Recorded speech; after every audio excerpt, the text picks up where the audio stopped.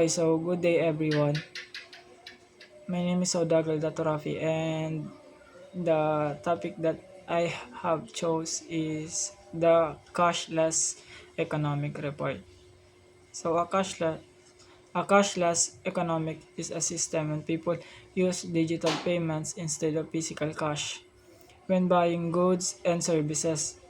Example including GCash, Maya, online banking, debit cards, credit cards, and QR code payment. Nowadays, many people prefer cashless transactions because they are faster and more convenient, especially here in the Philippines. Digital payment have become a part of our daily lives. So for my reaction is after I learning about the cashless economy, I realize how much technology has changed the way we handle money. Personally, I often see people using GCash or QR codes when buying food, paying bills, or sending money instead of bringing a lot of cash. People can simply use their phones to make transactions. This saves times and reduce the hassle of carrying physical money.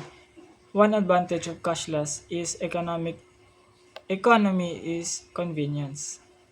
So the transactions can be completed within seconds, and it also helps people keep tracking of their expenses because digital apps usually provides transactions, histories, and receipts. Another benefit is um, safety. If you lose cash, it may be difficult to recover it. However, with digital wallets and bank accounts, there are there are security features such as passwords, pins, and verification code that helps protect the user. Or however, I also noticed some challenges. Not everyone has access to smartphones or the internet connection or bank accounts. Some people, especially those living in remote areas, may find it difficult to participate in cashless economy. Technically, issues such as poor internet connections and system errors can be also affect the transactions.